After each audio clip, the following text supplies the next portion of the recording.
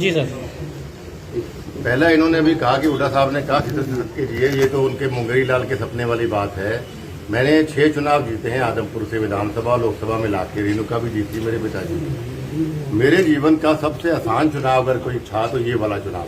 अगर आप मेरे कैंपेन ट्रेल निकाल के देखेंगे तो किसी भी दिन मैंने 7-8 बजे के बाद काम नहीं किया। It was a very easy election, और ये इलेक्शन में भूपेंद्र सिंह हुड्डा की हार मानते हैं पूर्ण रूप से, क्योंकि उन्होंने हर गांव में जाके यही कहा कि भाई ये वोट आप जयप्रकाश को नहीं भूपेंद्र हुड्डा को दे रहे, दीपेंद्र हुड्डा को दे रहे। तो ये हार जयप्रकाश की नहीं, ये हार कांग्रेस पार्टी की पतन की हार है, ये हार भूपेंद्र सिंह हुड्डा की हार। और दूसरा, जो कांग्रेस पार्टी ने फ्री हैंड दिया था उसकी ये दूसरी किस्त माननीय मनोहर खट्टर जी ने उनको दी है।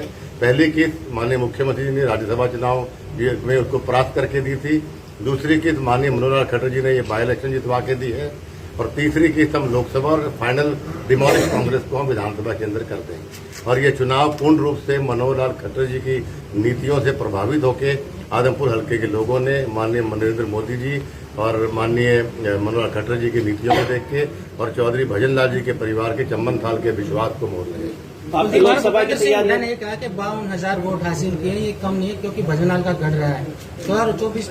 उनको गणित का ज्ञान कम है। आदमपुर में सिर्फ 2 प्रकार के वोट हैं, चौधरी भजनलाल परिवार और एंटी चौधरी भजनलाल परिवार। अगर आप पिछली बार का आंकड़ा निकाल के देखेंगे तो हमारे जो विपक्ष में वोट गए थे उससे 4,000 वोट कम पड़ा है, और हमारे को जो वोट पड़ा था उससे 4,000 साढ़े 3,000 वोट बढ़ा है। तो उनको गणित का ज्ञान कम है, बुखलाए हुए हैं वो लोग, भी खत्म हो गई कांग्रेस पार्टी।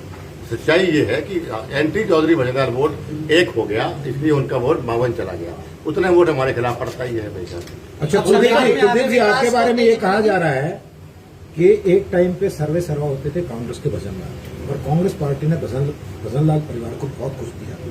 कुलदीप बिश्नोई अपने स्वार्थ में बीजेपी ज्वाइन कर रहे हैं। देखिए, अगर आदमपुर हल्के का विकास स्वार्थ है तो मैं बहुत स्वार्थ करूंगा, चाहे मुझे खुदकुशी करनी पड़े, चाहे जान देनी पड़े आदमपुर के लिए, मैं तैयार हूं। मेरा स्वार्थ नहीं, मेरे आदमपुर हल्के के प्रति मेरा दायित्व कर्तव्य बनता था कि 26 साल विपक्ष में होते हुए भी लगातार वो हल्का में आशीर्वाद दे रहा था। तो मेरा दायित्व था, क्योंकि मैं माननीय मनोहर खट्टर जी से जब भी मिला, इन्होंने कभी मुझे निराश करके वापस नहीं भेजा। बड़ा प्रभावित था कि विपक्ष में रह के अगर इतने काम इतने बड़े दिल के हमारे मुख्यमंत्री कर सकते हैं तो क्यों ना पक्ष में जाके मेरे हल्के के काम विकास भजनलाल जी की तरह कराऊं।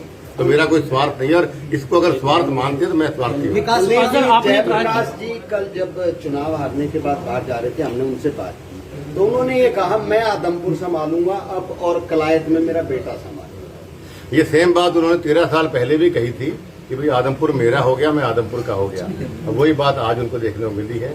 वो तो परदेसी है, आ रहे हैं अपने बोरी बिस्तर लेके चले गए, 13 साल बाद देखेंगे दोबारा आएंगे कि नहीं। आपने कहा कि कांग्रेस खत्म होने के कगार पर है, कारण क्या मानते हैं? क्योंकि आप कांग्रेस में रहे हैं, बड़े लीडर रहे हैं, और पूर्व मंत्री भी जो है पूर्व मुख्यमंत्री भूपेंद्र सिंह हुड्डा को इसका जिम्मेदार ठहरा रहे हैं। आप क्वेश्चन दोबारा बोलिए।